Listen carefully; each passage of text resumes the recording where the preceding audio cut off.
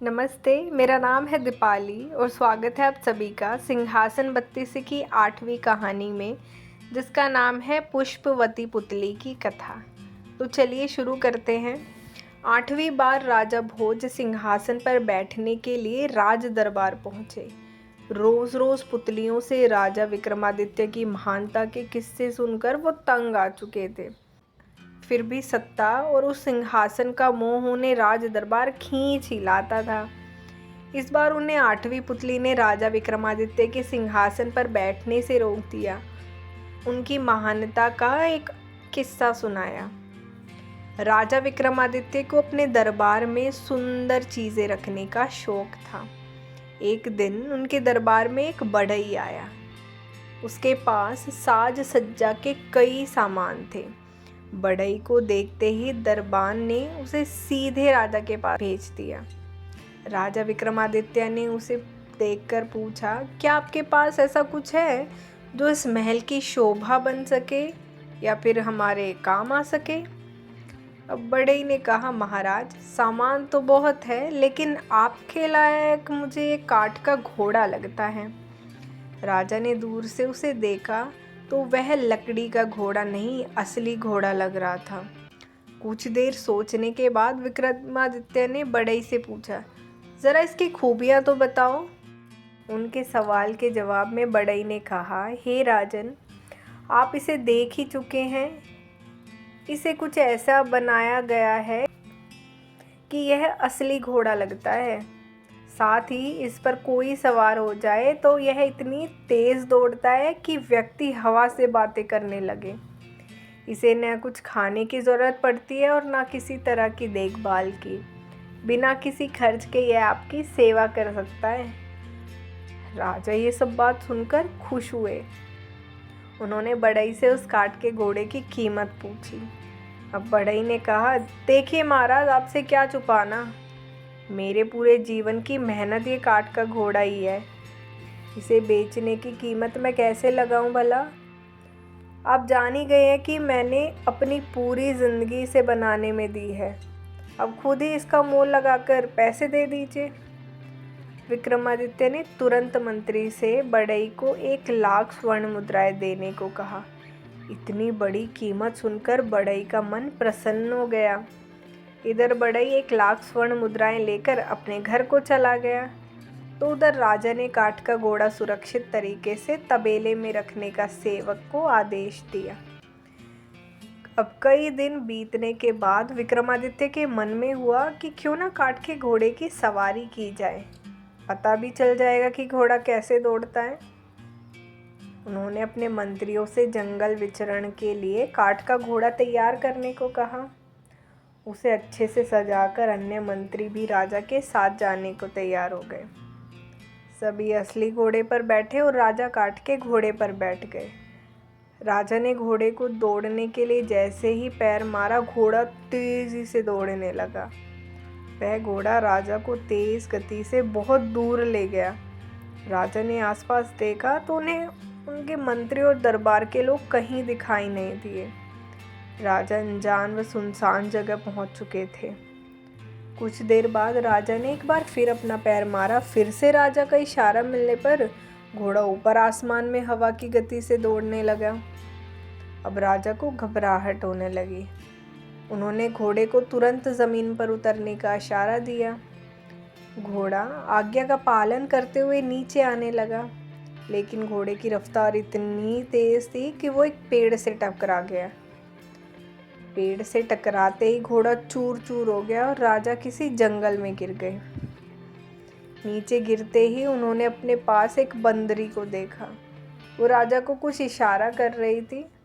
विक्रमादित्य उसकी बात को नहीं समझ पाए।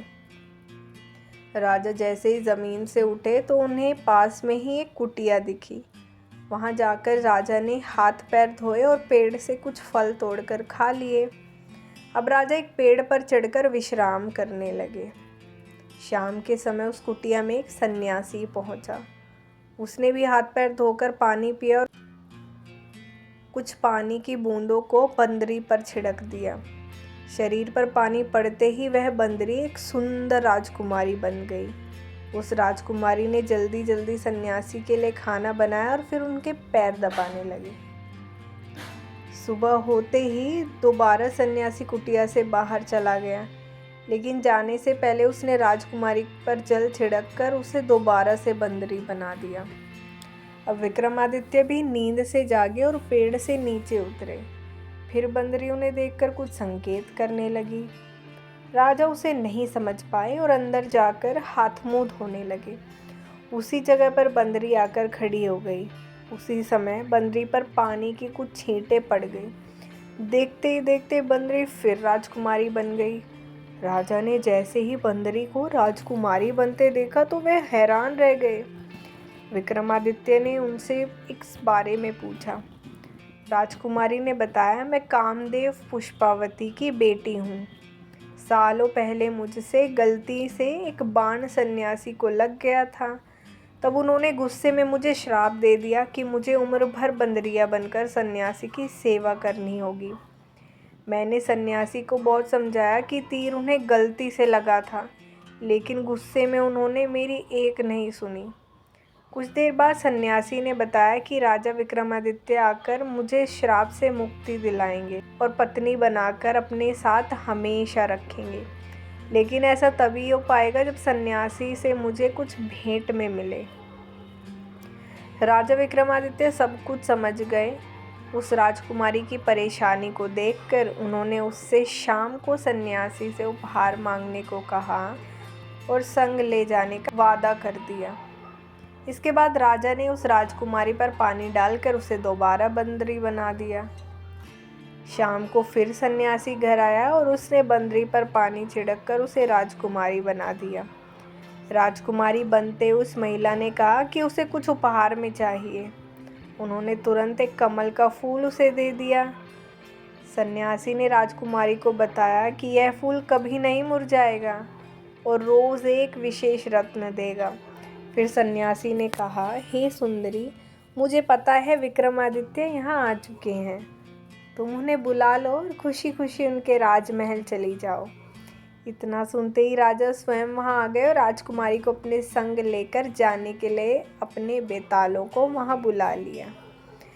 अपने राज्य पहुँचते ही राजा को देखकर एक बच्चा रोने लगा। विक्रमादित्य ने जब उससे रोने की वजह पूछी तो उसने राजा से यह कमल मांग लिया। उन्होंने खुशी खुशी उस बच्चे को कमल दे दिया और अपनी पत्नी के साथ राजमहल पहुंच गए। कुछ दिनों बाद दरबार में एक व्यक्ति को रत्न चुराने वाला चोर कहकर पेश किया गया। राजा ने जब व्यक्ति से पूछा तो उसने बताया, महाराज, मेरा बेटा एक दिन घर में कमल का फूल लेकर आया। उन्हीं को लेकर मैं बाजार में बेचने को निकला था, लेकिन आपके सिपाहियों ने मुझे पकड़ लिया। व्यक्ति की इस बात को सुनकर राजा को बहुत दुख हुआ। सिपाहियों पर गुस्सा करते हुए राजा ने कहा, बिना सोचे समझे किसी को भी चोर बोलकर पकड़ लेना सरासर गलत है। आगे से इस तरह की हरकत नहीं होनी चाहिए।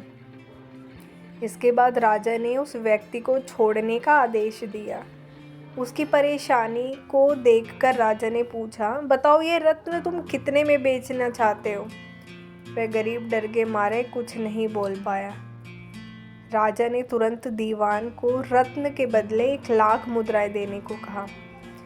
इतना सुनाते ही 8वीं पुतली पुष्पवती ने कहा, राजा को इतना महान और दानी होना चाहिए।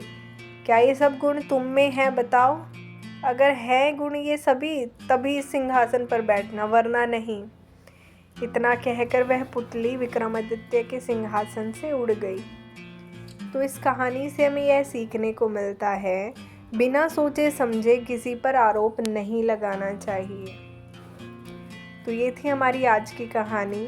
अगर आपको कहानी अच्छी लगी तो लाइक, कमेंट, शेयर और सब्सक्राइब ज़रूर करें और सिंहासन बत्तीसी की अगली कहानी सुनने के लिए बने रहिए हमारे साथ। धन्यवाद।